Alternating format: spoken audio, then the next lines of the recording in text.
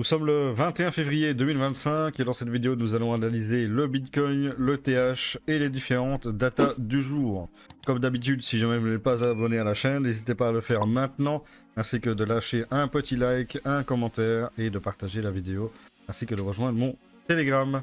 Alors dans ma précédente vidéo d'analyse, je vous avais expliqué que nous avions atteint le bas du range, donc un range qui est en train de se former ici, comme on a pu le voir dans la précédente vidéo. Voilà, donc ici on le voit, ça range. Je vous avais dit ici, voilà, on a réintégré le range parce que ça a craqué ici, ça a été essayé d'aller le chercher. Le bas ici, ça a complètement ravalé, ça a fait une bougie de type marteau, et généralement, qu'est-ce qui se passe quand on a une bougie de type marteau? Du coup, on va pump, et je vous avais dit que ça irait chercher probablement le haut du range, et c'est exactement ce qu'il a fait. Maintenant, attention, c'est là maintenant que ça va être délicat, parce que nous avons déjà atteint le haut du canal descendant, ainsi que la résistance de l'order block, comme on peut le voir ici. D'accord? Donc là, ça va pas être facile à passer, mais il va falloir y aller.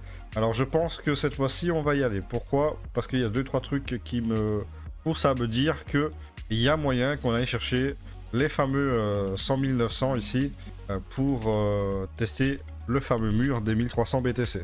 Mais vous allez voir que c'est pas forcément gagné non plus. En tout cas, il y a une grosse bataille là qui va se jouer bientôt entre les billes et les boules. Et donc on va bientôt avoir la fameuse décision de savoir où est-ce qu'on va aller. Puisque je vous avais dit aussi dans la précédente vidéo que on est plus proche de la fin de la tendance baissière que du début. Et ça, j'en suis convaincu. Donc maintenant, deux solutions. Soit on va chercher toutes les résistances ici et les fameux 100 900 pour savoir si oui ou non on va faire un short quiz et directement aller chercher 104 000 ou plus. Ou alors, est-ce qu'on va se taper une mèche et un gros rejet qui va repartir direct à 97 000, 96 000, voire même retourner dans le bas du range. Puisque attention que si jamais on réintègre le range, donc on peut faire un pullback dessus et repartir, mais si on réintègre le range, généralement on va rechercher le bas du range derrière. C'est comme ça que ça se passe. On réintègre un range, on va chercher le bas. Si on vient d'en haut, évidemment. Et si on vient d'en bas, si on réintègre un range, du coup on va chercher le haut du range. Donc c'est comme ça que ça se passe. Voilà pour le BTC, donc voilà, je suis plutôt positif et j'espère quand même que ça va être plutôt sympathique. Surtout que, regardez, au niveau des wave trends, on remarque que nous avons du jus à la hausse. Il peut y aller, hein, très clairement. Ishimoku Oscillator aussi, il est encore en dessous de la médiane, donc il est bien. Et MACD, il est encore en dessous de la médiane. On avait eu un signal baissier ici, mais on a eu un autre signal haussier juste derrière, donc c'est plutôt positif. Et au niveau du RSI, on est repassé au-dessus de la moyenne mobile 100, on peut le voir ici. Là, on est à 50, donc on est vraiment middle au niveau de la moyenne mobile 100. Et sur le RSI, on est à 56. Donc il a largement de quoi aller chercher les 100 900 sans problème. Donc ça, c'est plutôt nickel. Et au niveau du shop, oui, parce que j'ai retiré le wave trend ici, parce que je me dis avoir deux wave trends, c'est pas forcément hyper intéressant. Donc du coup, je l'ai remplacé par un shop, qui est le Shopiness Index, en gros. Donc quand on est en haut, c'est chargé, et quand on est en bas, c'est déchargé. Et là, on a une accumulation pour recharger, et ensuite, on a un mouvement. Donc quand on est en haut, on a un mouvement, mais il ne définit pas le sens, hein, d'accord? Il ne dit pas la direction dans laquelle il va aller. Donc le shop, actuellement, il est en déchargement, et pour l'instant, il y a encore du jus. Hein. Il y a encore du jus pour aller chercher les déchargements ici en bas, hein, d'accord? Donc il peut encore décharger pour aller chercher les plus hauts, ou tout simplement retourner dans le bas du range. Ça aussi, c'est une possibilité. Cependant, je ne pense pas que un range de cette envergure-là dure très longtemps. Il n'est pas non plus très espacé. En plus, on a le canal descendant qui est en train vraiment de... Voilà, au final, ça fait un triangle. Hein. Regardez. Hop, tac. Voilà, donc ça fait un triangle. Triangle de compression.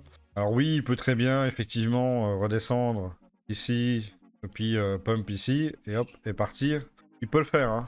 Voilà. Donc on attend. Je reste plutôt positif. Je pense que on va bientôt avoir une décision par rapport à ça, et ça va bouger fortement bientôt. En tout cas, je pense que la semaine prochaine, on aura une décision. Pour la Bitcoin dominance, eh bien, du coup, nous avons la BTC dominance qui simplement est en train de de ne pas pouvoir passer la résistance des 61,37, hein, on peut le voir ici. Après, les alts ont monté un petit peu, donc ça justifie le baisse actuel.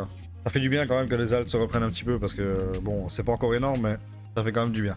On va pas se mentir, on en avait vraiment besoin. En tout cas, pour la BTC Dominance, il y a encore des possibilités de partir à la baisse. Donc je le verrais bien aller chercher le bas du canal, vers les 60-82. Ce serait plutôt sympathique en réalité. Donc pas grand chose à dire, mis à part que bon ici on avait fait un W, donc on avait un double bottom ici. Ok. Normalement il fait un pullback. Donc en vrai qu'il fasse un pullback, regardez, regardez. Ici vous allez voir tout de suite, hop, double bottom, pullback, ok, regardez. Et là le bas du canal ici, il va chercher le bas du canal ici, ça correspond à la ligne du coup ici du W. Ensuite il pourra probablement repartir. Pour la BTC Dominance, je vois bien quelque chose comme ça. Sachant qu'après, pour le Total 3, j'en parlerai après, mais voilà, j'en parle vite fait. Pour le Total 3, il essaie de remonter, mais attention quand même. Hein. Pour le TH, ça devient un peu compliqué. Ça devient un petit peu compliqué. Pourquoi parce que, bon, au niveau des wave trends, on est quand même assez élevé par rapport au RSI. Au RSI, on est repassé au-dessus. Donc ça, par contre, sur le RSI, c'est positif. On est à 44 au niveau de la moyenne mobile 100. On est à 51,62 sur le RSI. Donc ça c'est positif, ça signifie qu'il a la possibilité de hausser, il n'y a pas de problème. Par contre les wave trends, on voit qu'ils sont quand même assez hauts. Donc ça va pas être évident. On est toujours en dessous de la médiane au niveau du MACD. Par contre le shop lui, il est quand même bien chargé. Et il faut qu'il se décharge. Donc est-ce qu'il va se décharger à la baisse ou est-ce qu'il va se décharger à la hausse? Ça, c'est ce que nous verrons par la suite. En tout cas, pour l'instant, on voit bien que l'ETH aussi est en train de faire un range. Hein. Donc il est en train de ranger sur ces deux zones-là. On voit bien que ça galère dans ces deux zones-là. Donc il fait vraiment un range dans un trou de souris entre 2602 et 2752. Donc il n'y a vraiment pas grand-chose. Mais là ça range fort. Ici, il a touché le bas du range. Il est remonté haut du range. Donc maintenant, il va falloir prendre une décision. Soit il va continuer encore de range avant de partir et aller chercher potentiellement vers le haut du canal, ou alors il va vraiment décider de partir, de casser cet order block, cette résistance là, et d'aller chercher enfin les 3000$ que je voyais pour le ETH à la base. Donc je suis un peu déçu qu'il n'est pas parti, il n'a pas été chercher les 3000, au mieux il avait été chercher 2853. Un petit peu déçu de ETH, mais voilà. On a quand même un shop qui est quand même bien chargé, donc il va se décharger. Maintenant, on va savoir s'il va se décharger à la baisse ou à la hausse. C'est ce que nous verrons. Et enfin, pour le Total 3, eh bien, nous avons voilà, une reprise haussière depuis le 18 février. Donc ça fait 3 jours, malgré tout, que les alts commencent à reprendre tout doucement un petit peu de couleur. Malgré tout, on se rapproche du haut du canal ainsi que de la résistance à 928 milliards. Donc, il va falloir faire attention. Donc, il y a encore une possibilité aux alts de pump un petit peu. Hein, il peut encore aller chercher quelques dizaines de milliards supplémentaires. Maintenant, on a un shop qui est quand même assez... qui commence à bien se décharger. Donc, je pense pas qu'il va passer cette résistance tout de suite. Donc, parce qu'après, il va devoir repartir en consolidation. Et ici, on essaie de passer timidement la moyenne mobile 100 qui est à 48 et le RSI actuel est à 49. Donc on est vraiment encore en dessous de la médiane légèrement. Mais il y a encore des possibilités de hausse, comme on peut le voir sur le wave trend, on est en dessous de la médiane et au niveau de l'Ishimoku Oscillator, on est aussi en dessous de la médiane. Donc il y a encore des possibilités de hausse là-dessus. Après, attention, il est tout à fait possible que nous ayons un range qui est en train de se former aussi sur le Total 3. Hein. Donc on peut regarder ici. Hop, voilà. Donc là, on est en train de ranger dans cette zone ici. Donc si on touche le haut du canal et qu'il ne va pas percer, eh bien, on peut très bien revenir dans le bas du canal après. Maintenant, on est quand même sur un haut de canal bientôt. Alors oui, il peut descendre ici, mais est-ce qu'il va descendre vraiment aller chercher les 750 milliards et tout dans le bas du canal? Je pense pas. Je pense que là, quand même, on est parti pour... voilà. Franchement, s'il redescend ici...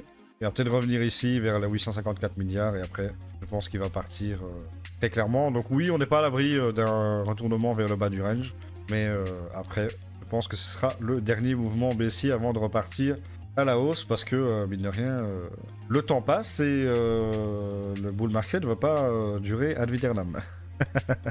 Pour le feeling du DEX, nous sommes repassés en Grid, donc on n'a même pas passé, on a même pas été en neutre. Enfin si, on a été en neutre hier.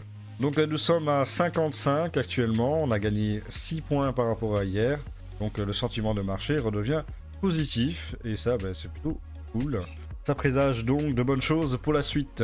Pour l'order book, nous avons quelques petits changements. Alors, il y a toujours les 1300 BTC qui sont à 100 900, donc ça n'a pas bougé. Le seul problème, c'est que nous avons à 98 800, 570 BTC qui ont été placés cette nuit à 1h du matin. Voilà, donc ça, c'est les changements. Donc ça signifie quand même que il y a des gens qui n'ont pas envie que ça monte trop vite, tout de suite, apparemment. D'accord. Par contre, il y a presque 400 BTC qui sont à 87 360. Donc il y a aussi des gens qui n'ont pas envie que ça rebaisse derrière de trop non plus. Donc ça va batailler entre les acheteurs et les vendeurs. Pour moi, c'est clair et net. Nous avons toujours les 2100 BTC pratiquement à 85 000 et 84 900. Donc ça n'a pas bougé. Et nous avons toujours les 906 BTC à 78 000. Donc ça fait quand même un paquet de BTC qui ont été mis sur le chemin. Hein. Et les 322 BTC à 114 000, ça n'a pas bougé non plus. Voilà. Donc ça va batailler dur. Il va y avoir de très gros mouvements, très grosse volatilité. Donc il va falloir faire attention dans les prochains jours. La semaine prochaine risque d'être sportif. Pour le calendrier économique, aujourd'hui, nous avons la vente en détail anglais, les enquêtes de conjoncture dans l'industrie français, le PMI préliminaire pour la France, l'Europe, l'Angleterre et les États-Unis. Et nous avons la vente de logements anciens pour les États-Unis et la confiance des consommateurs du Michigan pour les États-Unis.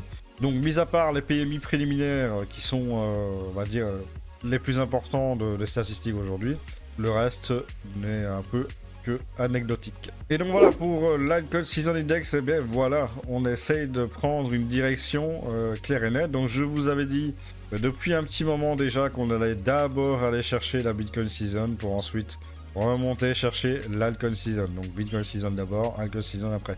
Donc là, on est en train de prendre la direction de la Bitcoin Season.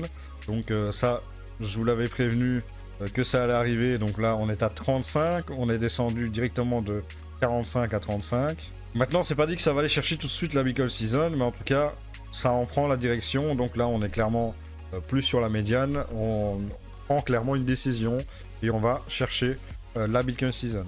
Au niveau du top 50 performance, du coup, on a pas mal de changements. On a TKX qui est passé devant BGB. Puis on a GT, OM, XRP, AAVE et XMR ainsi que HBAR qui superforment le BTC. Le BTC qui, dû à sa hausse, redevient un petit peu positif. Par contre, on a une chier de crypto derrière qui ont sous-performé le BTC de façon hallucinante, comme on peut le voir ici.